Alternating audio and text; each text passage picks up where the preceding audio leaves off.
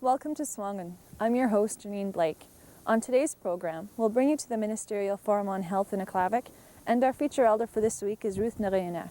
But first, let's take a tour of the new addition to the Kerr School in Aklavik. This is the Kerr School in Aklavik. The school was built in 1969 and is undergoing major renovations. Come inside with us as the principal, Derek Johnson, takes us on a tour of the school. What are the renovations happening right now in Kerr School? Pretty extensive renovation and an extension actually as well. There's a brand new school community library, which is where we are right now. And we also have an addition of 4 classrooms plus a brand new science lab. A much needed science lab and a much needed expansion actually. When did the renovations begin? Actually, we're in our 13th month actually of the renovation. They started almost the same time as we did last year, around the middle or the end of August, and it's been ongoing throughout the entire year. When will they be completed? Well, the project itself I think will be totally completed, I would say probably end of October. Everything should be, all the bells and whistles and everything should be taken care of by then. What we have here, of course, is our new school and community library. It's quite a nice looking little area actually. As you can see here, we have a little viewing and reading area for the students, mainly for the primary students, elementary students, but it's a nice little area. The kids will, I think the kids will really enjoy this, and so will the teachers. As I mentioned, it's a school and community library, so the community members will have full access to the library at any time during the day. And they'll have access to all the supplies and all the resources that are in the library. For example, all of our computers, all of our text material, internet access, things like that. And I think the community will really benefit from that kind of access. I've been here 7 years now, and to my knowledge, I don't think the community's ever had access to a fully functional library. So I think the community will really enjoy that little addition, you know. As we move over here, as you can see, all the stacks and everything for the text. We haven't had the opportunity to put all the books and text in yet. This will be the main area housing the text material. The front desk here, of course, for people wanting to check books out, materials out of the library, everything will be done through here, and hopefully we will have a shared school and community librarian as well. But those details are yet to be worked out, but that's what we're hoping for at least. There's a little resource room back here. As you can see, it's not quite completed right yet, but the little resource room back here will be for the librarian. And also for a quiet area for the students, give the students a little room to study, to work on research projects, things like that.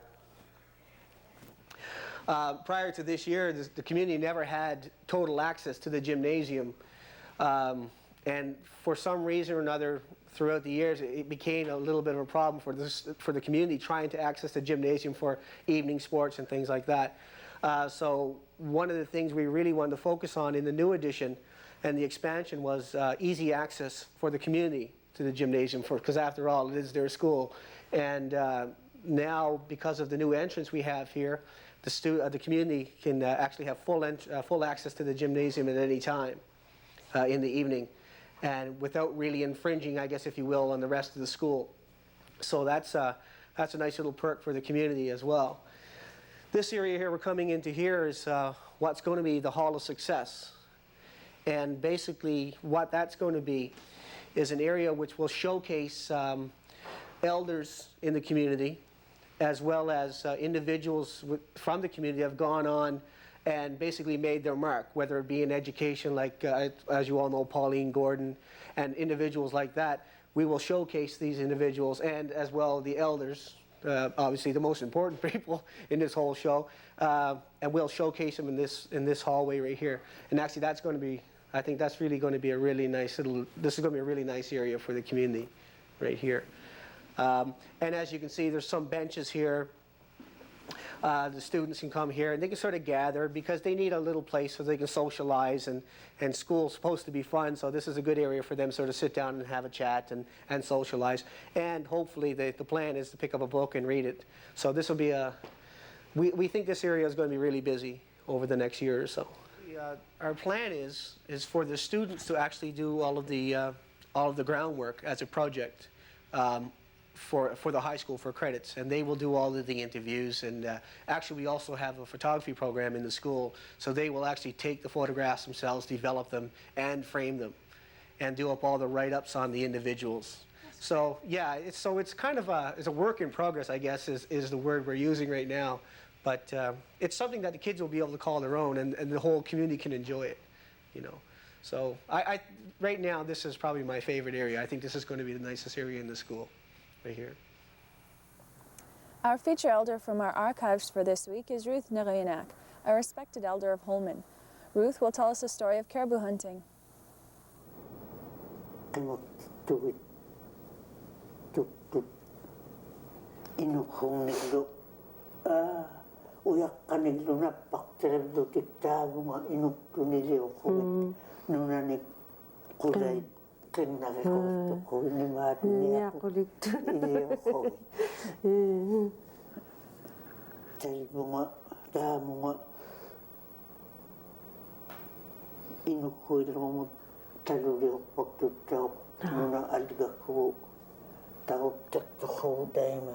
Namun ilang mo tinawa ko? Ilang mo tinawa ko, namun ang nanungoktot. Dahil kasi mga dalawang tuktunod niyakot at tinawak pagay agiyop kang nawak pagay. Aliyan ako ibang nalak. Aliyan ako walawak ilihimarot lima. Inukuin hanahan tahangan ni inukuin ni ayak siya kimat kublunga tayo kung tahap mga tilakparan na ilihimaya tuno palat piyak katit nibiyariwak pa kumlungalo at iya naman tagayak lo nibiyar lo matay mailiwak ko Kimayangin niya kimayangin ni talawak tuktunak agkiyang ang tinahawala ka nga magtuktunig nibiyari wala pagtutuharap tat ka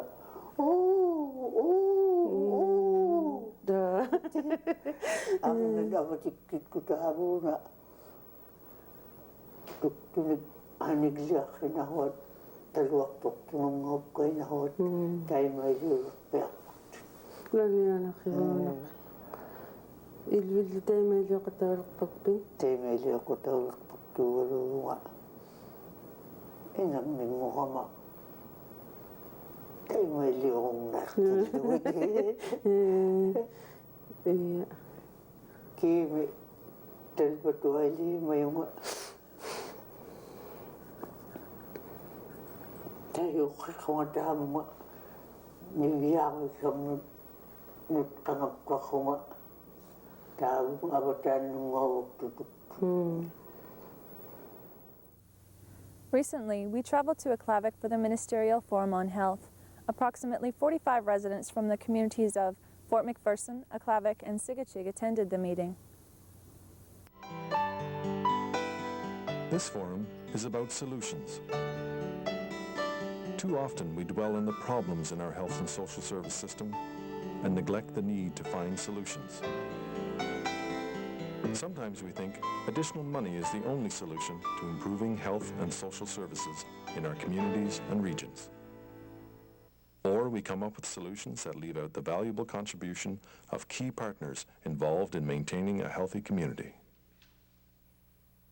This forum was convened to tap the wisdom and knowledge of the people of the NWT. We are here to learn about the health and social concerns in your community and region. One of the strongest recommendations of the residents was that community health boards be created so that communities would have control over their health services. We spoke with Mayor-in-Chief Charlie Furlong about the idea of creating community health boards. The health issues and now along with the social issues need some kind of representation or a legitimate authority at the community level that is recognized and that its recommendations and viewpoint is taken very seriously into consideration by the higher authorities. I believe a health board that is duly elected by the community will achieve that recognition and will be a great benefit as a liaison between the community health centers, the people, and the Inuvik Regional Health Board. The relationship between Inuvik and the communities is not as good as it should be.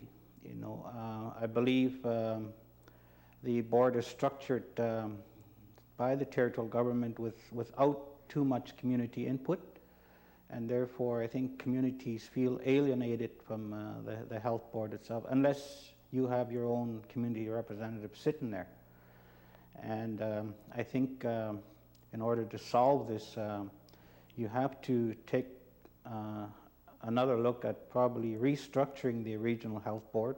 It is a new initiative, so I don't think it's gone too far in the left field from the community. So I think there's still time to sit down with the communities and to structure the board so that there is a recognizable working relationship between the communities and the regional health board. Now, for Inuvik's the regional health board, I think another very important factor that has to be taken into consideration is the size of the region that Inuvik serves. Inuvik serves the Beaufort, the Delta, and the Satu region. I think we have to carefully look at this and perhaps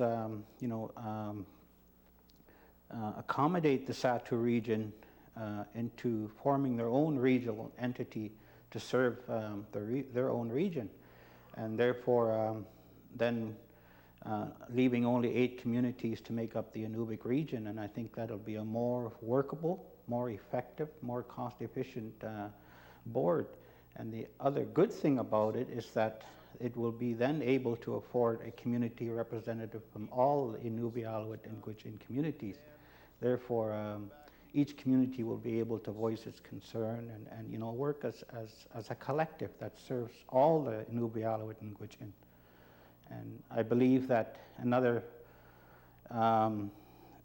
very important factor for a community health board is that the trend in government is devolving more of its authority to the community level. And even in our self-government arrangements, we are giving the community the first option to take over programs and services. And they in turn would create some sort of regional entity to deliver programs and services that they can't do at the community level. So I think that is a step in the right direction by forming a community health board.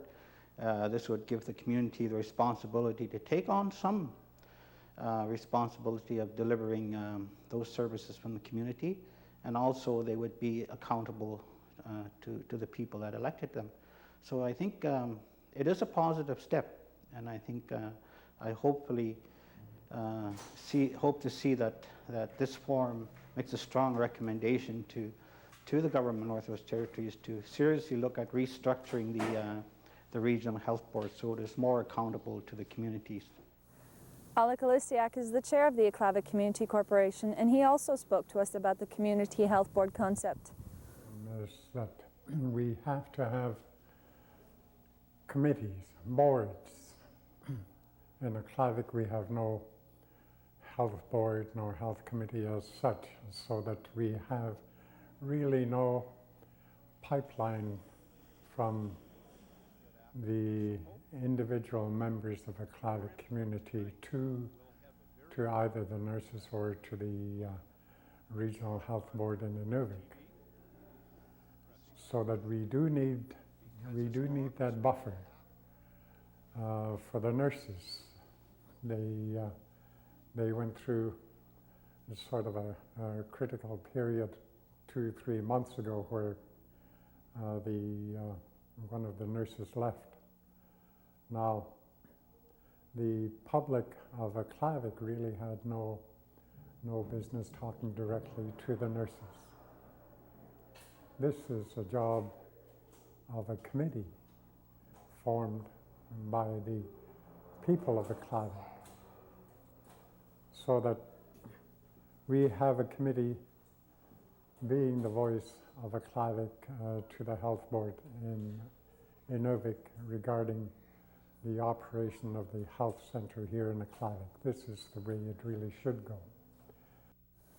Another recurring concern of the residents was the nursing shortage, and we spoke with former Chief William Cooey about this issue.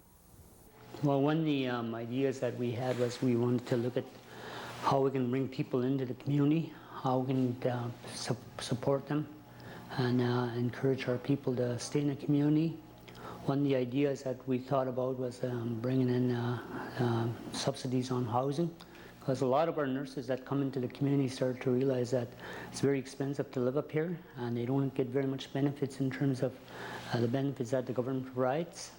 And now we're looking at ways of how to permit the cost of living up here for them, to able to get them up here. This summer we met, me and my Chief Abe Wilson, we met with the health board in Inuvik, and they talked about how they're going across the country and going to other countries to bring people into our region, you know, to bring professional nurses into our region. And at that time they said it was very hard to get people in here, in north, bringing people up the north. So now we're looking at trying to find ways to bring people in, and one of the ways was to look at the subsidies of housing and stuff like that. So we're trying to look at benefits to help our people, because it's just too costly for them to come up here and sometimes see the problems right away. And we're trying to find out other training for them and stuff like that, so we can have them in the community for a longer period of time. William also spoke to us about orientation on the culture and the people of his community for incoming nurses. Well, one of the ways we look at people staying in communities and get to know our people is to look at their traditional, their cultural way of life. Our people live a traditional lifestyle, eh? Most of our people live on the foods that we eat, the caribou and the fish and stuff like that.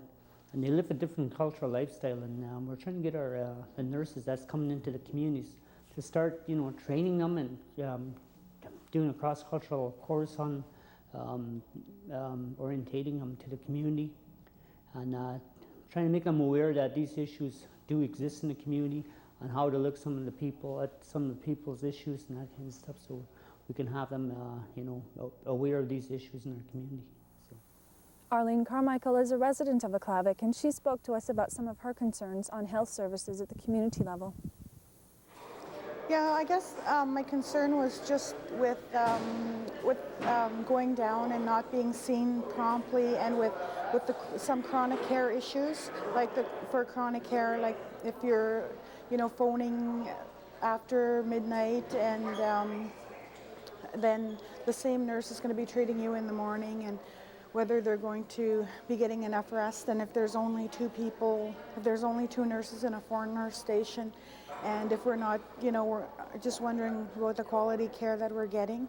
And also, like, you know, there's only so much a nurse can do without being, I guess, like, in some cases you'd rather see a doctor, and it's just sort of being on the waiting list to see the doctor, and just, you know, just the wait, and just the uncertainty, I guess. But like, compared to South, like, I've waited, like I said, 6 hours in an emergency to get service in the south. And as far as waiting time here in Aklavik, it's not bad. But it's just since the shortage that we've had to book appointments, and they're only open so many hours a day. That was only my concern. Former Chief Eugene Pascal spoke to us about some of his ideas on breaking the cycle of abuse. I think a lot of problems that the whole North is faced with today is related to basic abuse, I guess, whether it be abuse or else addiction. You know, addiction to alcohol or drugs or to gambling, or it could be related to abusing, whether physical or mental, or you know, all these other abuses that are going around. And that adds, you know, it basically adds to the problems that each community is faced with. And it's a matter of me as an individual supporting, making sure that I don't pass this teaching on, or this, I don't tell my kids that it's okay to abuse, it's okay to be addicted to alcohol or to gambling or to drugs or things like that, you know. It's because certain kind of addictions lead to neglect, and neglect leads to lack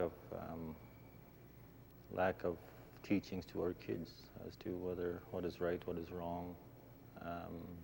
It allows them to roam free and do anything they choose, whether it's good or bad, you know. So it all adds up, and I think the and it leads up to if you have certain addictions or things like that, it's pretty hard to keep a job. It's pretty hard to support the local economy or be involved in it. So it's one big cycle. You end up being physically or mentally sick, or else you end up relying on government handouts to go to for food, for shelter, for clothing, and it's a big cycle that we just have to somehow tackle. Duncan Mcniel is the co-chair of the Ministerial Forum on Health, and he gave us an overview of the recommendations and concerns that he heard from the people of the Mackenzie Delta. What I think the forum heard tonight was a voice of optimism.